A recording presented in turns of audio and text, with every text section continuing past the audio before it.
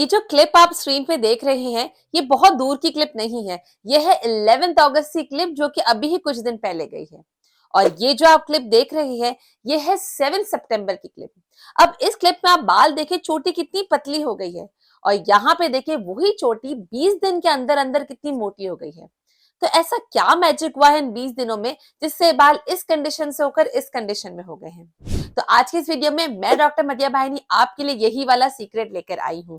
ये सीक्रेट मेरे दिल के बहुत करीब है क्योंकि मेरे साथ खुद पर्सनली हुआ है। आज तक मैंने आपसे अपने पेशेंट्स के बारे में जिक्र किया था, अपनी भी कुछ रेमेडीज आपके साथ बताई थी, लेकिन इतना ड्रास्टिक चेंज तो मैंने भी आज तक नहीं देखा। तो ये वाली रेमेडी आप जरूर देखिएगा। पहले चल के देख लेते हैं कि ऐसी क्या गलती मैंने की थी जिससे मेरे बाल इतने ज्यादा झड़ गए थे। आप सब जानते हैं कि मैं बहुत सारी वीडियोस आपके लिए बनाती हूँ, सारी वो रेमेडीज अपने आप पे ट्राई करती हूँ। तो जब इतनी सारी रेमेडीज ट्राई करती हूँ, उसके बावजूद बालों का ये हाल कैसे हुआ ये जानना तो जरूर बनता है, क्योंकि जो मिस्टेक मैंने की थी, मैं नहीं चाहती कि मेरी प्यारी सी ब्यूटीफुल यूट्यूब फैमिली वो ही गलती करे। तो ये इसलिए हुआ था क्योंकि मैंने एक हेयर मास्क ट्राई कर लिया था। ये hair mask actually market based hair mask है। मैंने मार्केट से अमेजोन से बाय किया था।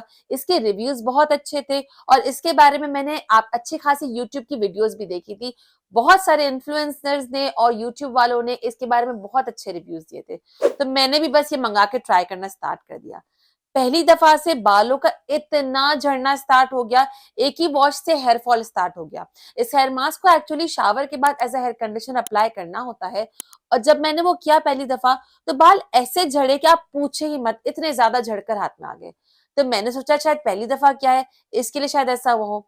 मैंने उसको दोबारा ट्राई किया और 3 दफा ट्राई किया। बस 3 दफा के ट्राई में ही इस तरीके से हाल हो गया।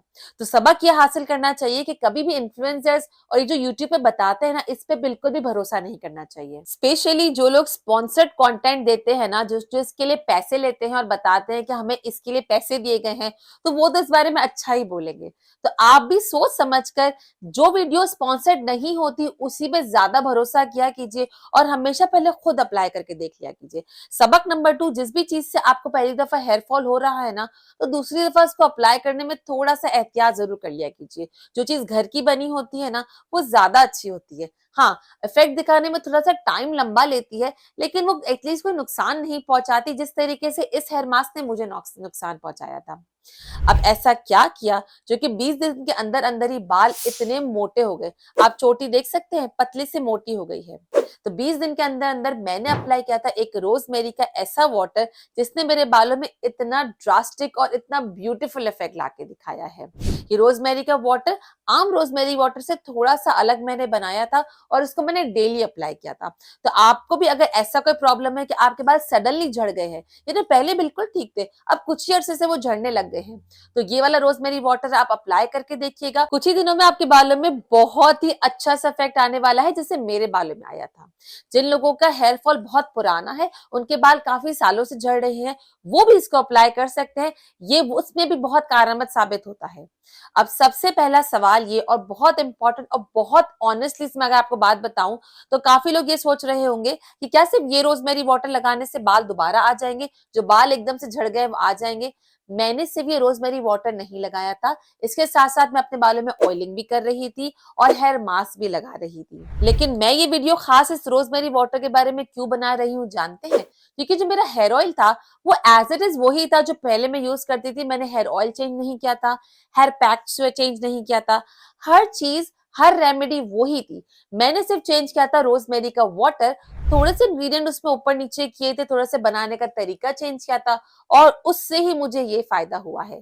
तो आप भी चल के देख लीजिए किस तरीके से इसको बनाना है। So let's dive into the remedy. इस रोजमेरी वाटर के लिए सबसे पहले आपको चाहिए होंगे रोजमेरी की लीव्स। मैंने जो पर्सनली यूज किए थे वो मैंने यूज किए थे फ्रेश रोजमेरी की लीव्स। इसकी 2 वजह है। पहली सबसे जो बेसिक वजह है वो ये कि यहाँ पे मेरे पास आराम से अवेलेबल हो जाते हैं। अगर आपके पास इस तरीके से पैकेट में नहीं मिल सकते, तो आप रोजमेरी का प्लांट भी रख सकते हैं, वो भी बहुत फीजेबल हो जाता है और आपको सस्ता भी बहुत पड़ता है। अब मैंने यहाँ पे जो दूसरी वजह थी थी फ्रेश रोजमेरी की लीव्स लेने की वो ये थी क्योंकि मुझे ये रोजमेरी के लीव्स का जो वाटर मैंने बनाया था ना वो विद इन अ वीक ही खत्म करना था। बल्कि मैं कहूँ तो मैंने जितना ये बनाया था ना मैं तो उसको 3 दिन में ही खत्म कर लेती थी। इतना मैंने कंसिस्टेंसी से इसको लगाया था। लेकिन अगर आप चाहते हैं कि इसको लंबे अरसे तक स्टोर कर लें और आप हर दफा फ्रेश बना नहीं सकते किसी भी वजह से, तो आप यहाँ पे ड्राइड रोजमेरी की लीव्स लेंगे।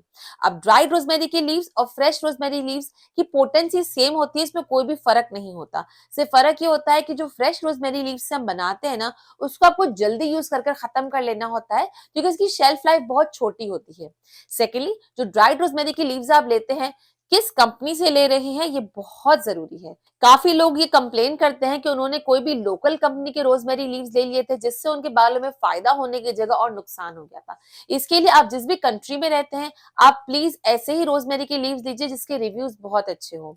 अब आपको अगर आप फ्रेश रोजमेरी की लीव्स ले रही हैं तो इस तरीके से 2 पैकेट काफी होंगे और अगर आप ड्राइड रोजमेरी की लीव्स ले रही हैं तो आपको लेने हैं उसमें 20 ग्राम रोजमेरी की लीव्स। 20 ग्राम अच्छा खासा पूरा पैकेट होता है।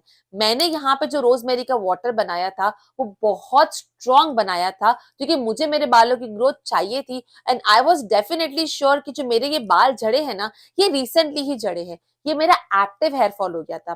जो बाल आपके फौरन झड़ते हैं उसे हम एक्टिव हेयर फॉल कहते हैं। इसके लिए अगर आपको भी एक्टिव हेयर फॉल है तो आप हमेशा कंसेंट्रेटेड रोजमेरी वाटर ही बनाएंगे। अगर आपका हेयर फॉल पुराना है तो आप चाहें तो इसमें रोजमेरी लीव्स की मिकदार थोड़ी सी कम भी कर सकते हैं। बहरहाल मैंने ये फ्रेश रोजमेरी के लीव्स ले लिए और इसे अच्छे से मैंने पहले पानी से वॉश कर लिया था क्योंकि ये बिल्कुल फ्रेश यानी ताजे थे। वॉश करने के बाद एक अलग से पैन में मैंने इसको ऐड किया और उस पैन में मैंने डाला था 2 ग्लास के करीब पानी। यहाँ पे जो ग्लास का साइज आप देख रहे हैं अगर आपके पास इतना ही साइज है तो आप यही यूज करेंगे। अगर आपके पास छोटे कप से तो आप 2 की जगह 3 या 4 कप पानी भी ले सकते हैं। अब जो इसमें नेक्स्ट इंग्रेडिएंट मैं डालने जा रही हूँ ना एक तो वो इम्पोर्टेंट भी बहुत है, बहुत फायदेमंद है। सेकेंडली मैं ये कहूंगी कि वो डालना जरूरी भी है। ये इंग्रेडिएंट है नीम के पत्ते। अगर आपके पास फ्रेश नीम के पत्ते आपके घर के आसपास अवेलेबल होते हैं तो आप वो डाल सकते हैं। लेकिन अगर फ्रेश किसी वजह से अवेलेबल नहीं है तो आप मेरी तरह ड्राइड नीम के पत्ते भी डाल सकते हैं। मैंने जिस कंपनी के यूज किए थे उसका आपको लिंक नीचे डिस्क्रिप्शन में मिल जाएगा। अगर तो आप कनाडा या यूएस में रहते हैं तो आप प्लीज इसी कंपनी का लीजिएगा। मैंने खुद ने ट्राई किया है और ये वीडियो बिल्कुल भी स्पॉन्सर्ड नहीं है। मैं अपने रियल ऑनेस्ट रिव्यूज ही आपको दे रही हूँ। नीम के पत्ते डालना इसलिए जरूरी है क्योंकि वो आपके स्कैल्प पे जाकर एंटी बैक्टीरियल और एंटी इन्फ्लेमेटरी काम करना स्टार्ट कर देता है। अब देखिए यहाँ पे गौर से समझने वाली बात यह है कि मुझे एक्टिव हेयर फॉल हुआ था। एक्टिव हेयर फॉल से मतलब है कि कुछ ऐसी चीज हमने कर ली जिसकी वजह से इमीडिएट हेयर फॉल हुआ था उसी वक्त, पुराना हेयर फॉल नहीं था। एक्टिव हेयर फॉल होने की कुछ ही वजह होती है। पहली वजह तो ये कि किसी चीज से हमें एलर्जी हुई हो, तो ऐसा तो हुआ ही था। सेकंड वजह ये भी होती है कि हमारे बालों में जाकर स्कैल्प में जाकर इन्फ्लेमेशन हो गई हो यानी सूजन हो गई हो। अब इस सूजन को कम करने के लिए कौन सा इंग्रेडिएंट बेहतरीन तरीके से काम करता है वो है हमारे नीम के पत्ते। तो अगर आपको भी एक्टिव हेयर फॉल है तो नीम के पत्ते आपके लिए एक लाइफ चेंजिंग काम कर सकते हैं। आपके बालों में जाकर स्कैल्प में जाकर सारी सूजन को खत्म करेंगे जिससे जो आपके फॉलिकल्स है ना वो थोड़े स्टेबलाइज हो जाएंगे और उससे आपका बालों का झड़ना कम हो जाएगा और न्यू बालों की ग्रोथ भी होगी। इसके लिए नीम के पत्ते लेना बहुत जरूरी है। अब आपने ले लेने हैं यहाँ पर 2 चम्मच भरकर नीम के पत्ते क्योंकि हम ये जो रोजमेरी वाटर बना रहे हैं ना ये कंसेंट्रेटेड बना रहे हैं। अगर आप मुट्ठी का हिसाब लेते हैं तो एक बड़ी मुट्ठी भरकर आपने इसमें सारे नीम के पत्ते डाल देने हैं। अगर फ्रेश नीम के पत्ते लेते हैं तो ऑब्वियसली इसको पहले आपको वॉश करना है। वॉश करने के बाद ये अब अपने इस पॉट में ऐड करेंगे। इस पैन में अब हमने डाल दिया था पानी 2 ग्लास। इसके अलावा हमने 2 स्टिक के करीब रोजमेरी के लीव्स डाल दिए थे और 2 चम्मच या 1 मुट्ठी भरकर हमने इसमें नीम के पत्ते डाल दिए थे। अगर आपको पुराना हेयर फॉल चल रहा है या आपने कभी रोजमेरी इस्तेमाल नहीं किया तो बस आप इतना ही ये चीजें डालकर अपने चूल्हे पे रख देंगे ताकि वो अच्छे से बॉईल हो जाए।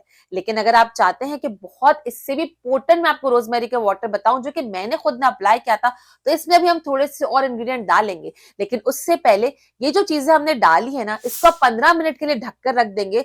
15 मिनट में जो रोजमेरी की लीव्स है और ये जो नीम के पत्ते हैं ना ये अपनी सारे पोटेंट इंग्रेडिएंट उस पानी में इन्फ्यूज करना स्टार्ट कर देंगे। 15 से 20 मिनट आप इसको ढक के रख दीजिए। किचन पे ही रख सकते हैं ताकि किचन ऐसी जगह होती है जो कि कूल और ड्राई होती है। इसे भी धूप में आप मत रखिएगा। 15 से 20 मिनट के बाद आप इसको रख देंगे चूल्हे पे ताकि अच्छे से बॉईल आना इसमें स्टार्ट हो जाए। जब थोड़ा बहुत इसमें बॉईल आना स्टार्ट हो जाएगा ना फिर ही आप इसमें डालेंगे अपना नेक्स्ट इंग्रेडिएंट, जो कि आपके होने वाले हैं कलौंजी, जिसको आप नाइजेला सीड्स भी कहते हैं। अब काफी लोगों को ये चीज समझ नहीं आती है कौन सी चीज होती है।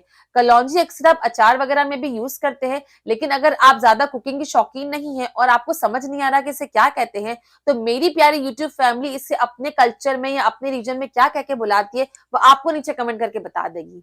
मुझे इतना पता है कि काफी लोग इसको मंगरेला भी कहते हैं और काफी लोग इसको ब्लैक सीड्स भी कहते हैं। आप देख लीजिए किस तरीके के लगते हैं और चाहे तो इसका स्क्रीनशॉट भी आप ले सकते हैं। अब इसमें कितना डालना है ये बहुत इंपॉर्टेंट है।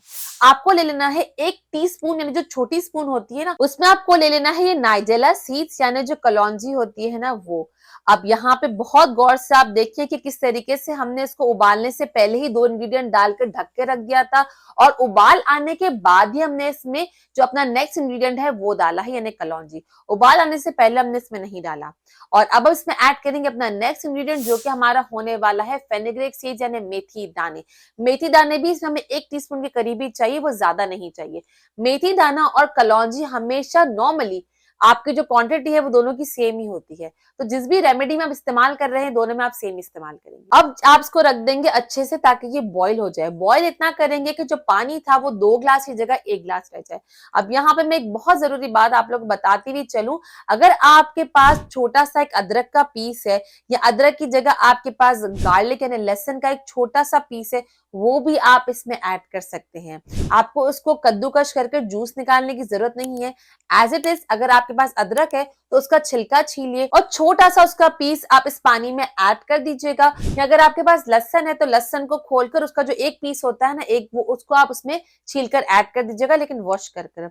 ये अदरक या लहसुन इसमें से कोई एक चीज डाली जाएगी और ये भी आपके हेयर स्कैल्प पे जाकर उसकी सर्कुलेशन को इंक्रीज करता है, ब्लड फ्लो को बढ़ाता है। जब ब्लड फ्लो बढ़ता है तो आपके बालों में जो ग्रोथ होती है वो ज्यादा जल्दी होती है। तो बस ये सारी चीजें आप इस पानी में डालेंगे, इस पानी को अच्छे से उबाल आने देंगे। उबाल आ जाएगा जब पानी आधा रह जाएगा। तकरीबन इस काम में लगते हैं 20 मिनट के करीब। आप भी नोट करके देख लीजिएगा, जब भी आप इसको बनाएंगे तो 20 मिनट ही लगेंगे तकरीबन, थोड़ा बहुत ऊपर नीचे हो सकता है, और फिर ये पानी आपका बनकर रेडी हो जाएगा। अब जिन लोगों के बाल हाई पोरोसिटी वाले हैं वो क्या करेंगे, वो इसको रख देंगे ढककर, कवर कर कर, ताकि इसके जो सारे पोटेंट इंग्रेडिएंट्स है ना वो इस पानी में मजीद इन्फ्यूज होते रहें। लेकिन जिन लोगों के बाल लो पोरोसिटी वाले हैं वो इसे गरम गरम ही छान लेंगे और छानने के बाद आप इसे ठंडा होने देंगे।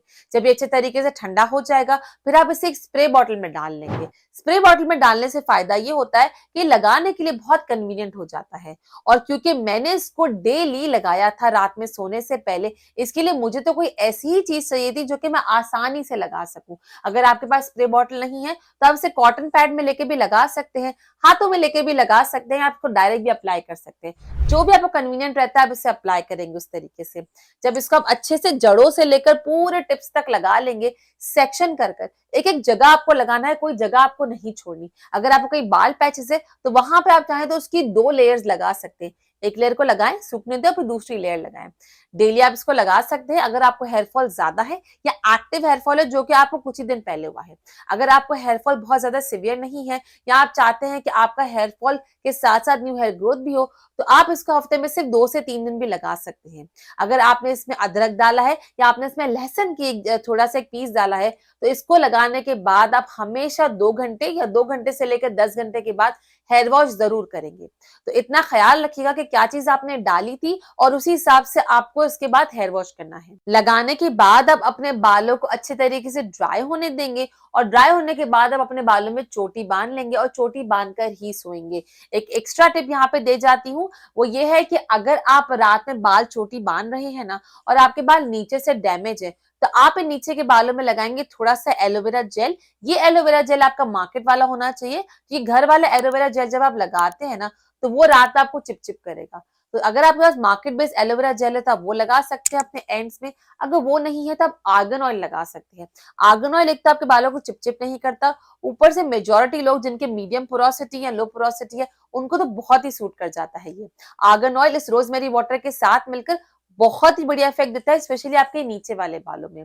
अब मैंने बात करी लो पोरोसिटी की, अगर आपको नहीं पता कि लो पोरोसिटी की हेयर केयर किस तरीके से की जाती है, या आपको डाउट है कि क्या रोजमेरी वाटर हम लो पोरोसिटी वाले बालों में लगा सकते हैं कि नहीं, उसके अलावा हम क्या-क्या रेमेडीज लगाएं, तो ये सारी डिटेल मैंने इस लो पोरोसिटी वाली वीडियो में बताई है। आप यहाँ पे क्लिक करके देख सकते हैं। अगर कोई पर्सनल क्वेश्चन है या अपॉइंटमेंट लेना चाहते हैं तो यहाँ पे क्लिक करके मेंबरशिप को ज्वाइन कर सकते हैं।